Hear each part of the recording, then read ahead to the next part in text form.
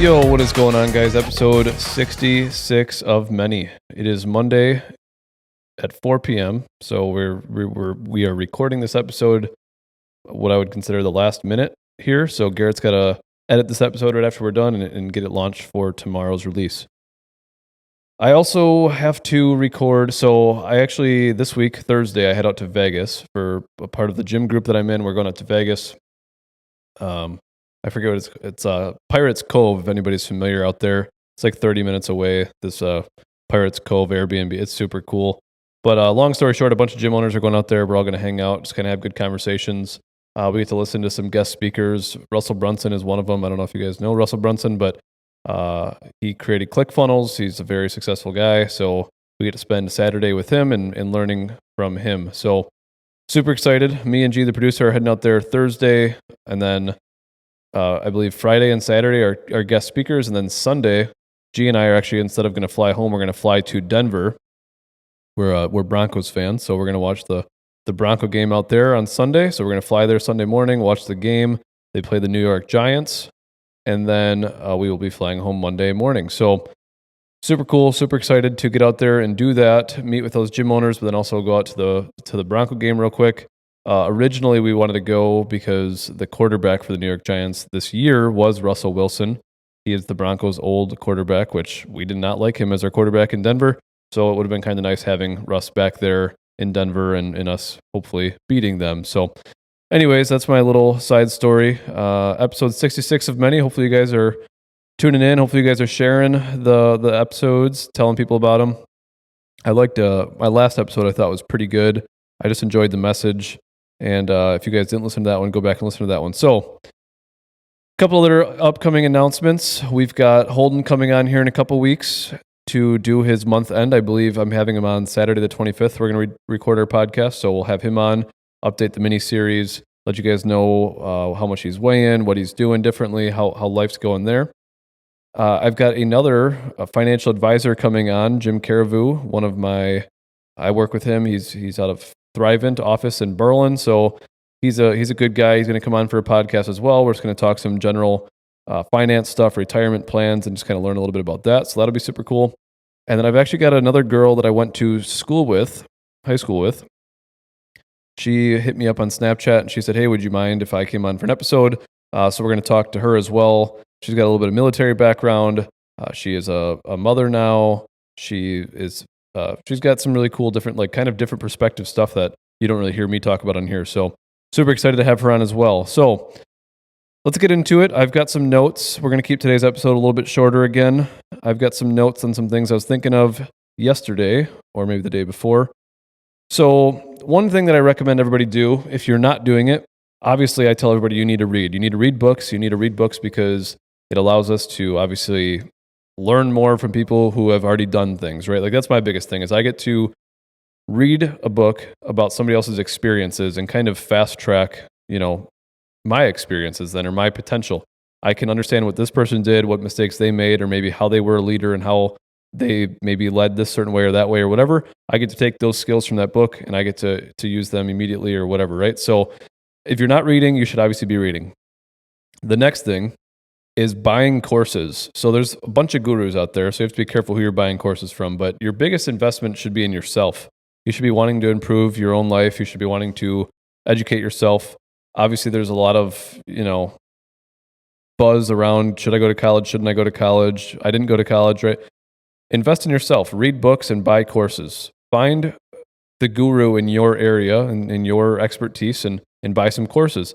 I do think I talked about this several weeks ago as well, that if you can afford to, or you can find a get-together, a conference, if you can invest in yourself that way as well, those things are really good. But there's plenty of online courses you can buy for a couple $100, sometimes even cheaper than that.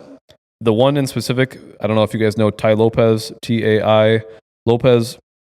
He's kind of one of those gurus that's extremely smart, knows a lot about he knows a lot about a lot of different areas. And so he's got a bunch of different courses that you guys can buy. But I have been recently trying to not listen to as much music when I'm driving to and from places, and I'm just trying to listen to more educational content. So I do have him as one of my, in quotation, mentors, right? I've bought some of his courses, and I learn from him. So I've got he actually his system is really nice. He's got an app on your phone.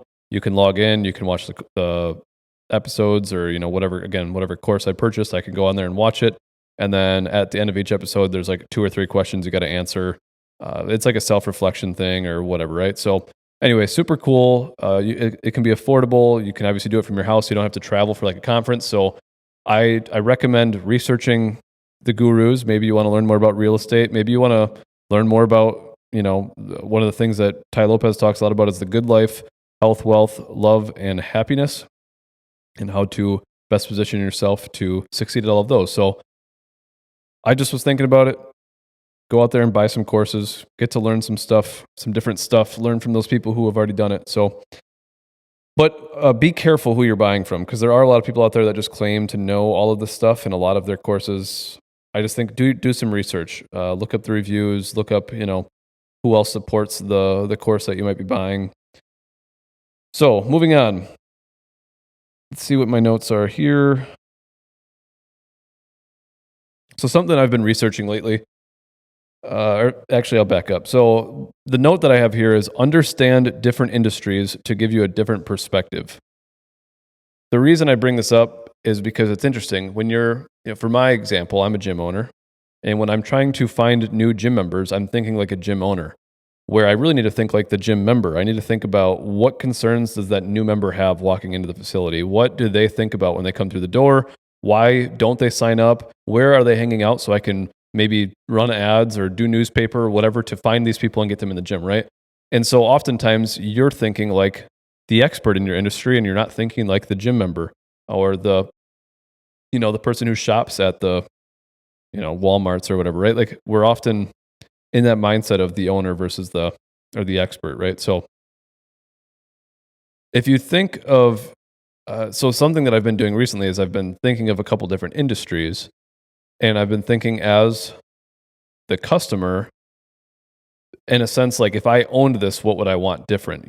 So like I'm walking into, say a restaurant or something, and I'm trying to think of like, well, if I owned this place, how would I want to run this place, right? Like, and what's really cool about this, since I've started doing this, like when I'm going into these different places and thinking about what I would do differently and the things that I like about this business, I'm not just going there and so what's really cool about this is when I go into these different businesses, whether it's Walmart, whether it's a restaurant, whether it's a gas station, I kind of have a different lens that I'm looking through now. I'm not just thinking like the customer and getting in and getting out.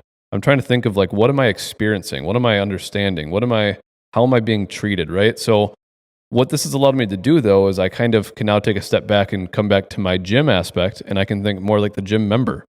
Like, what is their experience? What are they feeling? How are they, It's just, I just kind of want to bring this up because you get so caught up in like, and I'm trying to figure out how I can relate this back to, even if you're not a gym owner or business owner, maybe you're part of another organization.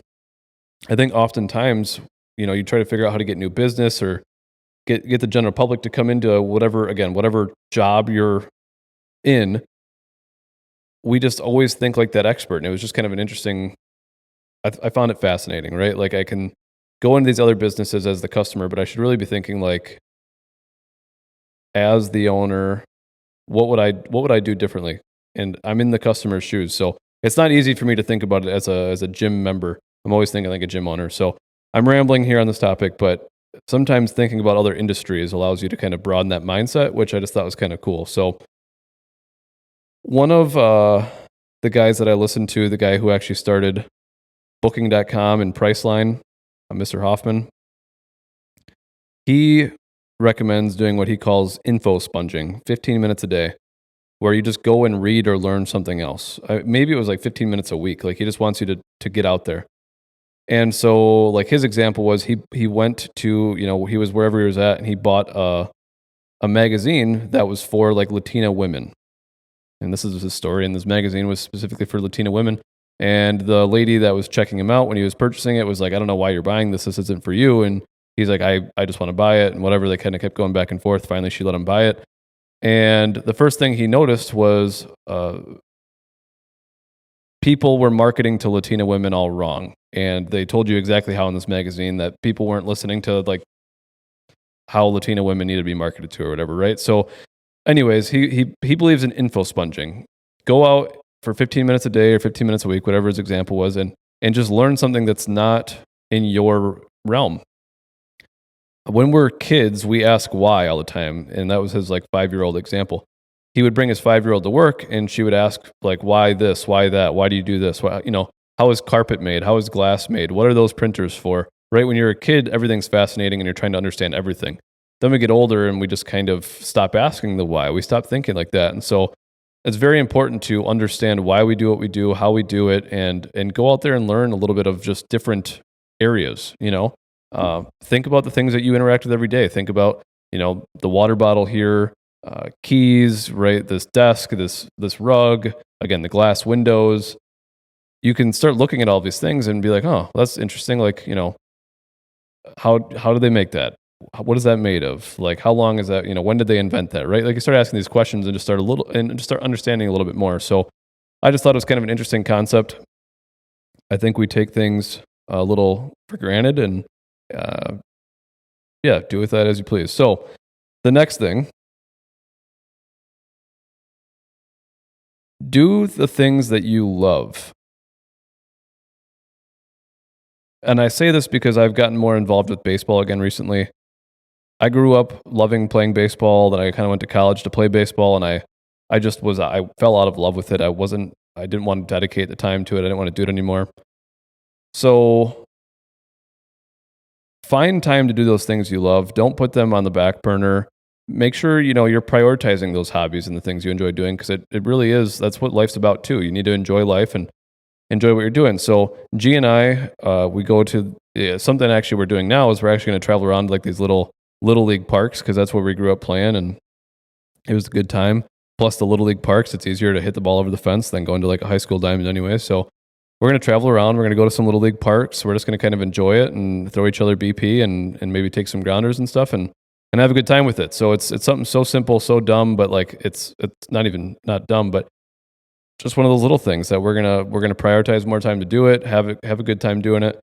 And I think a lot of us, as we grow older, we start putting those things to the side, and we, lose not focus, but we're not doing those things we love. And I think it's really important for you guys to continue doing that. So maybe you haven't gone, skiing in 15 years because you had kids and you were too busy, or, maybe you never took that vacation you wanted to go on, or find what those things are and go out there and do them. Attack them, write them down, say you're going to accomplish this or that. I think it's important. Find those little things and do the things you love.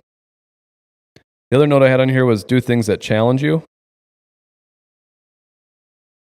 And I say that because like I've been running more, which is a challenge for me, but I know after I'm done with the challenge, I feel so much better. My mental clarity, how strong I am for doing something I didn't want to do. And I know this is something I've been saying often, but do the hard things, do the things that challenge you. This is going to put you in a different mindset. And when you can go out and accomplish the things that you actually say you can do, hey, I'm going to run 5 miles tomorrow. Hey, I'm going to read this book, and you actually go out and do it, something just magical happens. Now, if I say I'm going to read a book and I have to finish it by tomorrow and then I don't do it, I'm just kind of like rewiring my brain to say, it's okay, man. You can worry about it later. It's okay that you didn't do it, right? I'm kind of almost making myself weaker in a sense. So find something challenging, write it down, accomplish it, tell people you're going to accomplish it, force yourself to do it. If you don't do it, you lied to yourself, and you lied to your friends, your family, or whoever you said you were going to accomplish it. So do the challenging things, do the hard things, go out there and once you start doing those things and you start accomplishing them regularly, I just think something kind of magical happens there.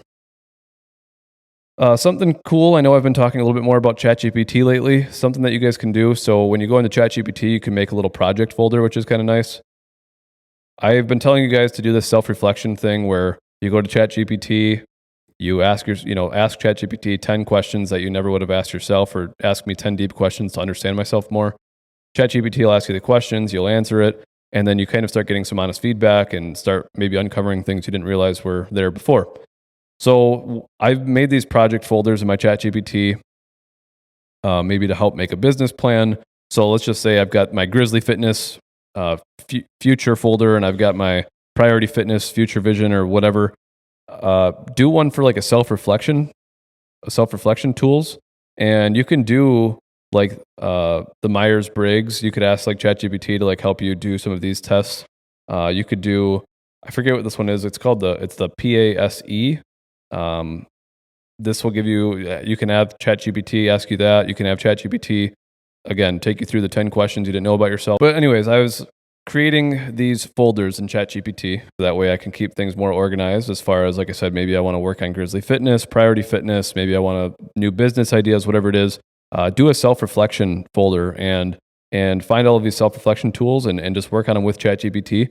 It's way easier than sitting down answering the questions on the computer or whatever. You can just talk back and forth, and ChatGPT can get to know you and give you some honest feedback. I think this is powerful. I think the more you know about yourself and how you act and how you react, I just think once you can understand yourself more, you'll be able to get further ahead and conversate better, understand, again, understanding you is something that I don't think a lot of people do understand. I don't think a lot of people take the time to know who they are and how they are until they're older in age and they have more time to just kind of reflect on life. So I challenge you to do some of those self-reflection tools in ChatGPT. Another note that I put down here was take risk. I don't think enough people take risk. I don't think enough people want to take risk, and that's okay if you don't want to take risk. But I think there's a lot of things in life that people want to accomplish, but they're not willing to take the risk necessary to accomplish that. So this isn't like buy a business, buy a house, whatever. This is just like, I think a lot of people anybody can achieve whatever they want, but you need to know what it is that you want, and then you have to figure out how you're going to get there. And you should take risk. It should be calculated risk. You should understand the worst possible scenario. You should understand the best possible scenario.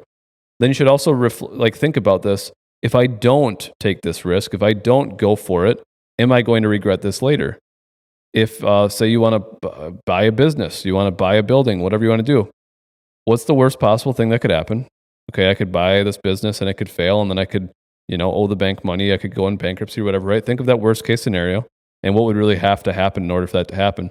And then think of the best case scenario. Well, it could make it really successful, and I could pay myself more money, and I could provide jobs for more people, and I could turn this business around, whatever that is. And then think about, if I don't do it, what am I going to miss out on, right? Like, am I going to be upset with myself? Am I going to regret it? In 5 years from now, I'm going to be, sad that I didn't pursue this. And I just think there's so much more that people can achieve, and they don't because they're not willing to take even a little bit of risk. They're not willing to push the envelope. They're not willing to go that extra step. So that was my note. Take risk, but calculated risk. Understand the worst possible outcomes. Understand what you are getting into. Think of your life in the future with taking this risk and without it. Will you regret not taking the risk? My last note here. Are you going to be able to look back on today, this month, this week, this year, and be proud? Am I going to regret what I did today, what I accomplished today? Am I going to, when I go to sleep tonight, am I going to be like, wow, I could have done so much more? I didn't even get all of the things done. Keep that mindset in the front, because it is important to think like that. Now, I'm not saying there's days that we just, what was a lazy day or whatever, but just generally speaking, the projects I'm working on, the people I'm hanging out with, the things that I'm doing, am I going to regret that in 5 years from now? Am I going to be like, wow, I really wasted so much time hanging out with so-and-so. I wasted so much time doing this or doing that. So keep that in kind of like the front of your mind. And what I'm doing today, what I'm doing tomorrow, what I'm doing this month, my main project, my one thing that we always talk about here on this podcast as well, is it getting me to where I want to go? Again, if you don't know where you're going or where you want to go, you're just, kind of treading water. You're not even really moving in a direction because you don't know what the outcome is that you want in life. So again, think about what you want. Think about what you want to accomplish. Think about what you want to accomplish by the end of this year. We've only got a couple months left. Write it down. Tell your friends, tell your family. Go out and accomplish that. So again, today was just going to be kind of a shorter episode. I just wanted to give you guys some bullet points I was thinking about over the weekend. I will work on getting more people on the pod. So if you're listening and you want to come on for an episode, please reach out. We've got, like I said, a couple people lined up for that. So I'm excited for that. I do, if you want to social media stuff, for those of you who don't follow me, Snapchat is colton.burt, COLTON.BURT. Instagram, coltonburt19. You can find me on Facebook as well. If you want to email us, email garrett@fitnessgrizzly.com. I appreciate you guys. Like I said, I need you guys to share these episodes. If you get some value out of them, help spread the word. We appreciate you, and we'll see you on the next one.